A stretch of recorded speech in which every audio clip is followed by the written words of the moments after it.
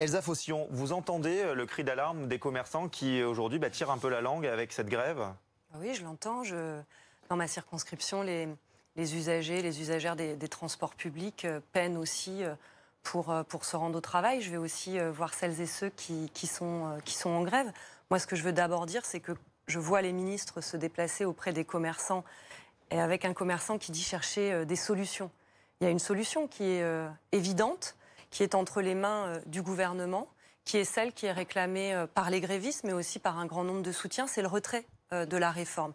Et celle-ci, elle permet effectivement à la fois l'arrêt de la grève et donc la reprise des transports publics, mais aussi des déplacements des salariés qui pourront se rendre à leur travail.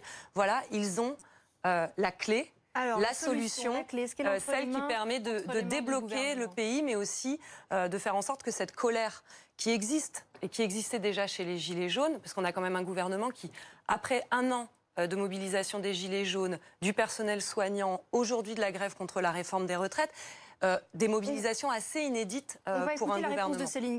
Vincent Potès, comment vous voyez cette grève? Vous demandez le retrait de cette réforme ou vous êtes plutôt pour, en fait, vous, commerçants?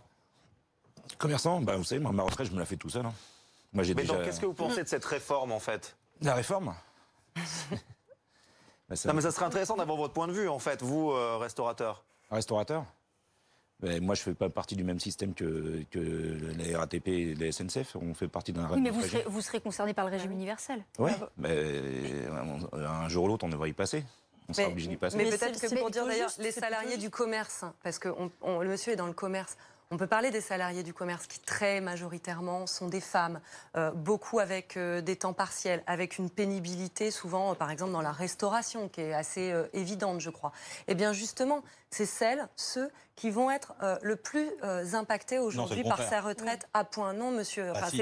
Alors, vous pouvez faire la communication qui est faite par le gouvernement sur la justice sociale, sur la solidarité. Sauf que les faits, c'est que justement, ce sont bien évidemment celles et ceux aujourd'hui qui devraient avoir une prise en compte plus importante de la pénibilité, d'horaires hachés, etc. Et c'est pas, non, ce n'est justement pas ce qui est prévu. C'est le grand mensonge de la réforme. C'est le grand mensonge de cette contre-réforme des retraites. Donc aujourd'hui, celles et ceux qui justement sont impactés par cette grève sont celles et ceux qui sont justement les plus impactés par la contre-réforme des retraites. Vous attirez les foudres de tout le monde parce que quand même les professions libérales, c'est pas les premières qui se mettent en grève généralement. Là quand même on a les avocats, les médecins. C'est compliqué, non? Nous prêtons attention, mais nous n'avons pas peur de transformer le pays, si c'est l'objet de votre question. Mais c'est pas des transformations, c'est la même chose depuis 30 ans, ces réformes, arrêtez. Vous achevez des choses qui ont déjà été à l'arrêt des grèves, c'est le retrait de la réforme.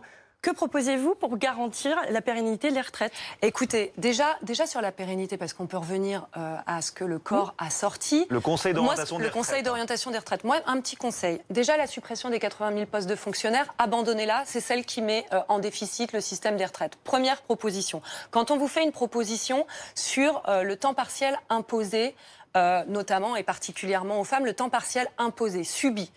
Vous refusez notre proposition de loi. C'est elle qui pourtant fait peser sur les femmes une mauvaise retraite. Retraite agricole, vous ne l'avez pas mise en place lors d'un projet de loi. Retraite agricole, aujourd'hui, nous l'avions mis en place. Elle avait été... Proposition de loi. Proposition de loi Chassaigne. Vous parlez d'un projet de loi retraite agricole.